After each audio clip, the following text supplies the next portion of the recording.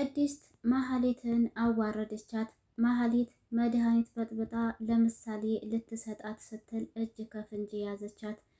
እንዲሁም መሀሌት ደንግጣ መድኃኒቱን በቁሟ ለቀቀችው። መድኃኒቱም ተሰበረ። ቅድስትም ምን እያደረግሽ ነው እያለች ስትላት አንቺ ቆይማ ምንድን ነው እንዴት ነው የምትናገሪው ብላ ትላታለች መሀሌት ለቅድስት።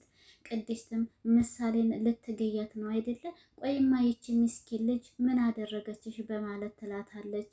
እኔ ሰራተኛ ነኝ እንደፈለግኩኝ ልታደርጊ ትችያለሽ፣ ግን ምሳሌ ምን አድርጋሽ ነው በማለት ስትላት ምሳሌን ልትገላት ያሰበችው ሀብትና ንብረቱ የኔና የልጆቼ መሆን አለበት እንጂ ምሳሌ ከዚህ ከሀብትም ከንብረትም መካፈል የለባትም ብላ አስባ ነበረ። መሀሌት ይህንን መድኃኒት ከእህቷ ጋር የተመሳጠረች እየበጠበጠች የምትሰጣት ለመታመም ደረጃም የደረሰችው በዚሁ በመድኃኒቱ ምክንያት ነው።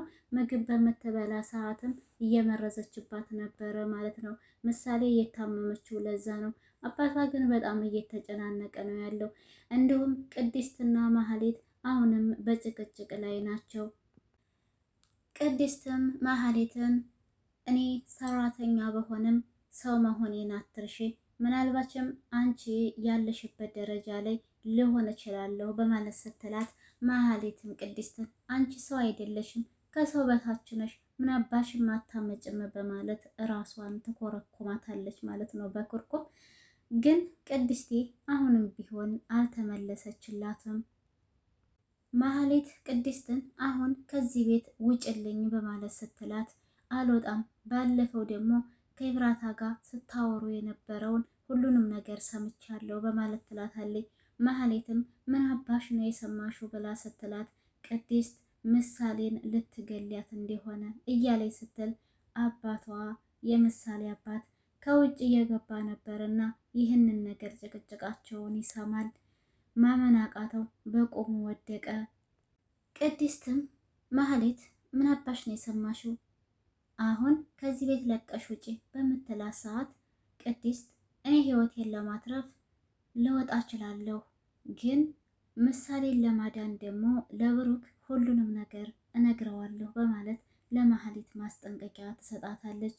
ይህንን የሰማችው መሀሌትም ቅድስትን እንቅት አደርጋትና ሲደባደቡ ትጮሃለች ቅድስት። ከዛም ስትጮህ ብሩክ በሩን ከፍቶ ይገባና መሀሌትን ፀጉሯን ይዞ ወደዛ ይወረውራታል። ከዛ ቅድስትም ቀና ብላ ስታየው ብሩክ ነው።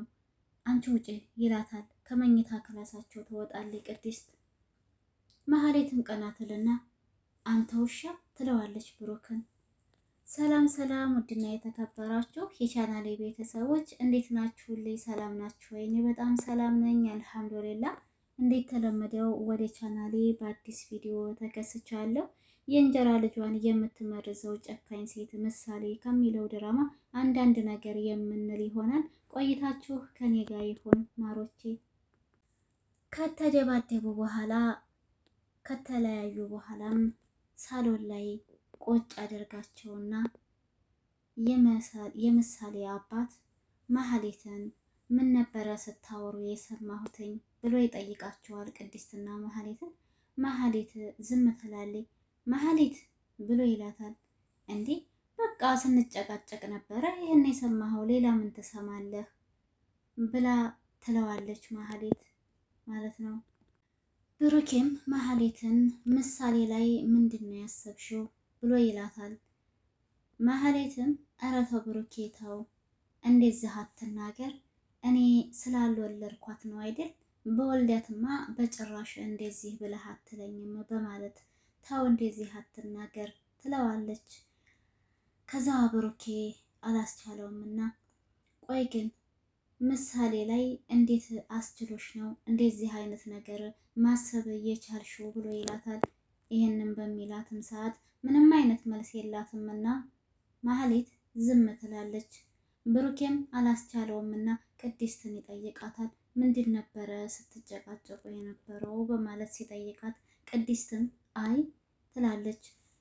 ወሬዋንና ሀሳቧን የቀየረችበት ምክንያት ከጎን ሆና ማህሌት አንገትሽን ነው ቁርጥ የማደርግልሽ እያለች እያስፈራራቻን ነበረ በምልክት። ለዛም ነው ቅድስት ሀሳቧን ቀይራ አይ መድኃኒቱን ሳትሰጠኝ ሄዳ ልትገያት ነው ወይ ብዬ ነው ያልኳት ትላለች ለብሩክ። ብሩክም እንዴ ቅድስት እና ታዲያ መድኃኒቱን ብቻ ስላልሰጠችሽ ነው እንደዚህ ያልሻት ብሎ ይላታል። አዎ ትላለች ቅድስትም። ማህሌትም አየሃት አይደል በመሀላችን ገብታ ህይወታችንን እየበጠበጠችው እንዳለ ስለዚህ አስወጣልኝ በማለት ጩኸቷን ትቀጥላለች። ማህሌትም ቅድስትም እዛው በተቀመጠችበት ሰዓት ግን አሁን ለብሩኬ እውነታውን ብነግረው ማህሌት እንዳለችው ባያምነኝስ እያለች ከራሷ ጋር እየተነጋገረ ትገኛለች። ብሩክ አላመነኝም ማለት ደግሞ ማህሌት እኔን ለማባረር ተመቻት ማለት ነው። እኔ ወጣው ማለት ደግሞ ምሳሌ አደጋ ላይ ነው የምትሆነው ብላ አስባ ነው ይህንን ሁሉ ነገር ውጣ ውረድ ካሰበች በኋላ ሀሳቧን ቀይራ ልትገያት እንደሆነ ለብሩክ ሁሉንም ነገር ነግሬው ነው የማወጣው ብላ የነበረችው ቅድስት ሀሳቧን ቀይራ መድኃኒት ስላልሰጠችኝ ነው ብላ የዋሸችው ማለት ነው። ማህሌት እውነታው እንዳይወጣባት በማሰብ እኔ ገዳይ ምሳሌ ሟች እያለ ትለዋለች።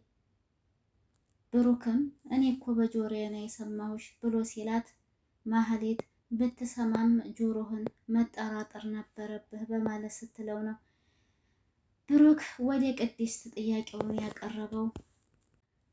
ይህንን በምትመልስ ሰዓት ማህሌትም መንገድ ያገኘሁ ብላ አየሃት አይደለ ሁለታችንን ለመለያየት የምታደርገው ጥረት፣ እኔ ከዚች አይነት ሰው ጋር መኖር አልፈልግም፣ ከዚህ ቤት አስወጣልኝ ዛሬውኑ፣ ወይም እሷ ትወጣለች ወይም ምን እወጣለሁ ብላ ትለዋለች። ብሩክም ኖ ማህሌት አንቺማ አትወጭም ለምሳሌ ማንም የላትም ብሎ ይላታል።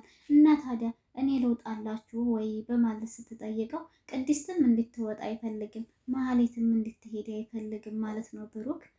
ብሩክ ግን ልክ እንደ ማህሌት አይደለምና ተረጋጊ ማህሌት፣ ቀን ይፈርዳል፣ ጊዜ እጠብቃለሁ በማለት ቅድስትን ተነሽ ውጪ ይላታል። ቅድስትን ልሂድ ብሩኬ ብላ ትለዋለች።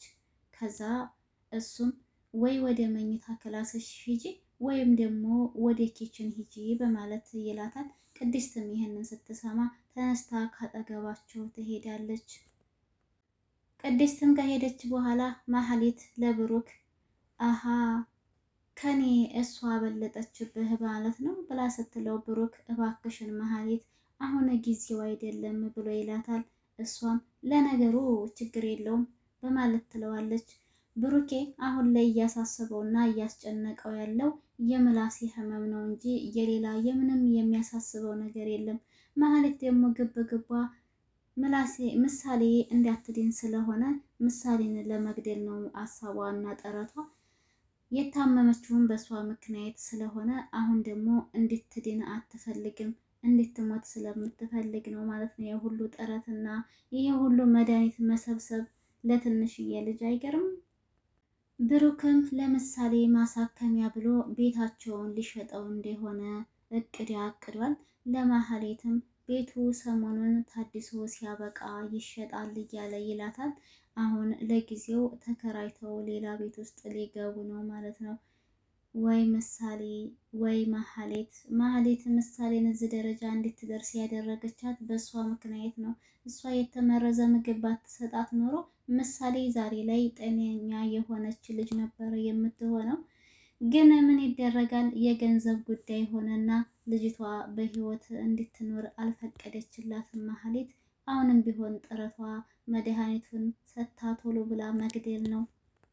ማህሌትና እህቷ በአዲሱ በተከራዩበት ቤት ይገናኛሉ። ወደ ውጭ ዛት ትወጣና ይሄውልሽ እንግዲህ ያንን የመሰለ ቤት ሸጦ እዚህ መፈናፈን የሌለው ቤት ውስጥ አስገባኝ በማለት ለእህቷ ትነግራታለች። እህቷም እኔ ምልሽ እህቴ ቆይ የማያሰብነው ነገር ተሳካ ወይ ብላ ስትጠይቃት ማህሌትም ኧረ ምን ይሳካል ተሳክቷለይ ሳይሆን ገና ብዙ ጉድ ያለ ብላ ለእህቷ ትነግራታለች። ከዛም እህቷም ብቻ ምሳሌን የመግደሉ ሀሳብ አይሳካም እንዳትይኝ በማለት እህቷ ለማህሌት ትጠይቃታለች። ማህሌትም አው እውነትም ምሳሌን የመግደሉ ነገር አልተሳካላትም። ምክንያቱም ወደ ውጭ ሀገር ሄዳ ልትታከም ነው ቤቱ የተሸጠው እና እነሱም አሁን ለጊዜው በተከራዩበት ቤት የሚኖሩት ለማህሌት ተብሎ ቤታቸው ስለተሸጠ ነው ማለት ነው። እህቷ ራሱ አንደኛዋ መርዝ ናት፣ የማህሌት እህት። ማህሌትም እህቷን እህቴ ለካ ጥቁር ለብሰሽ የመጣሽው ለቅሶ ልትደርሽ ነው፣ ሀዘን መስሎሽ ነው ማለት ነው በማለት ፈገግ እያለች ትጠይቃታለች።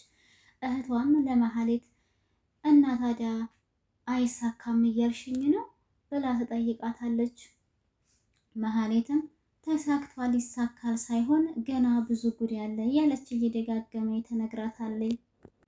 መሀሌትም አልተሳካም ማለት ብቻ ነው የቀራት። እህቷ ምንድነው ዳርዳር የምትይው? በቃ ካልተሳካ አልተሳካም በይኝ ብላ ስትላት፣ ቆይ ግን ለምንድን ነው ቤታችሁን ለቃችሁ እዚህ የገባችሁት? ትላታለች። መሀሌትም ባክሽን ቤቱ ሊሸጥ ነው እስከሚታደስ ነው እኛ እዚህ ተከራይተን የምንኖረው ብላ ትላታለች።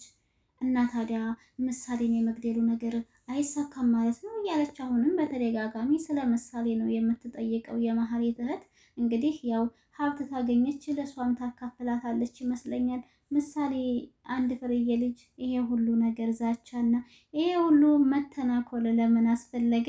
የእውነት ግን አንዳንዴ ድራማ ነው እንጂ እንዴት እንደሚያናድድ ማለት ነው ስራቸው። ውድና የተከበራችሁ የቻናሌ ቤተሰቦች ለዛሬ የነበረን ቪዲዮ ይህን ይመስል ነበረ። ከተመቻችሁ ላይክ፣ ሼር ማድረጋችሁን አትርሱ። እንዲሁም ሀሳብ አስተያየት ካላችሁ በኮሜንት ላይ ያስቀምጡልኝ። በሌላ ቪዲዮ እስከምንገናኝ በያላችሁበት ሰላማችሁ ብዙ ትርፍ ይበልልኝ እያልኩኝ በዚሁ ልሰናበታችሁ። ባይ ባይ።